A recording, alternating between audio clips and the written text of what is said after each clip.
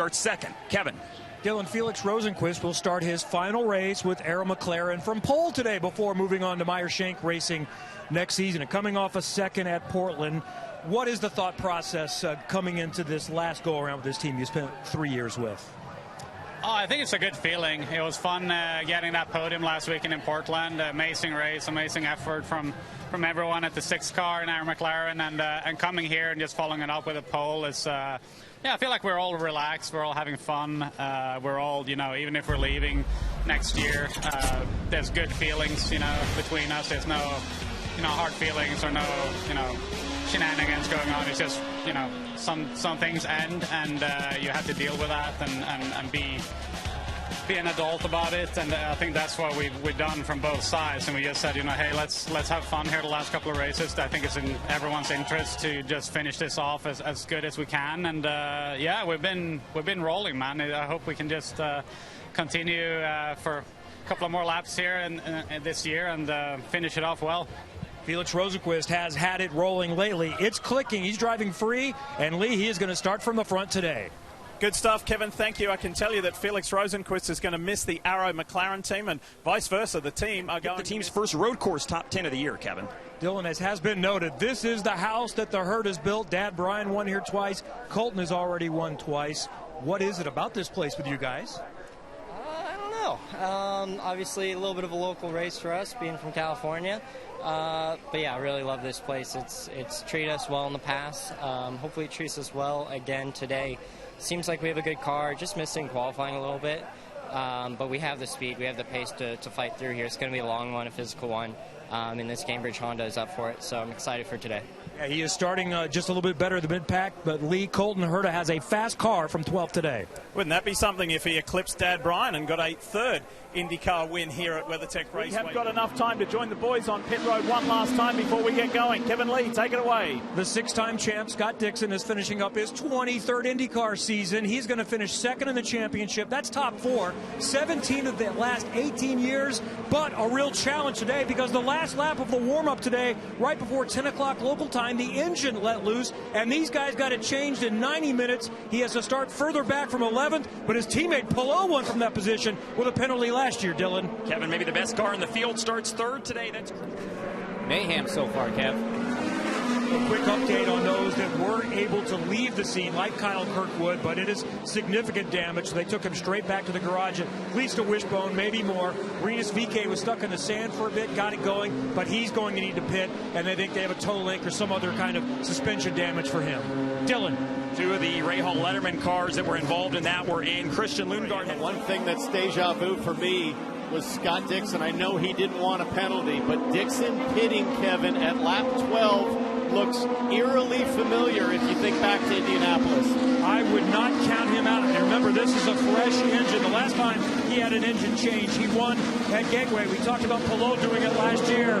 But when he was told about the penalty, he was shocked. Let's listen. We have a drive-through penalty, but we need to serve it now.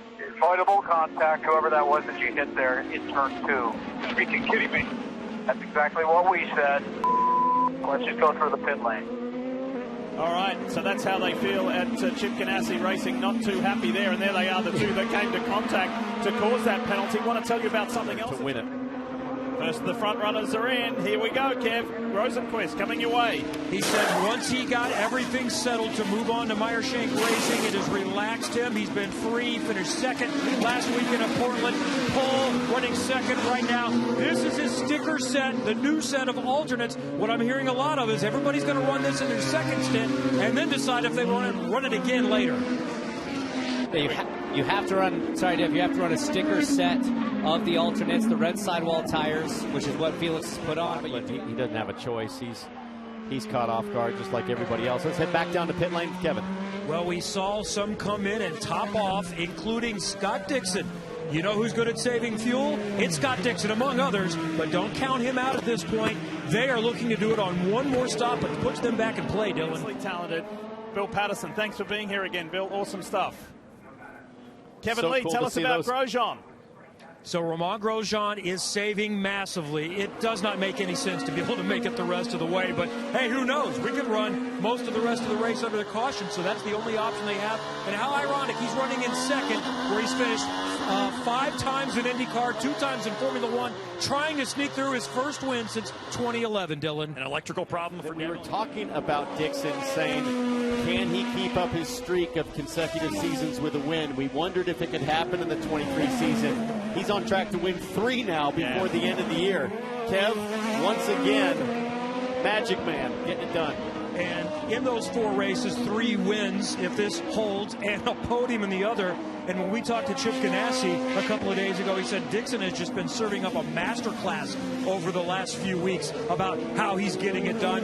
He was asked, how much longer do you think he wants to go? And he said, we think, joking, maybe another 14 or 15 years. Marty.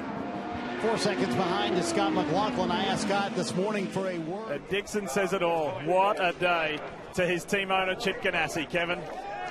How does 56 sound? A month ago, thinking about just extending that remarkable record-breaking streak to 19 straight seasons with a win.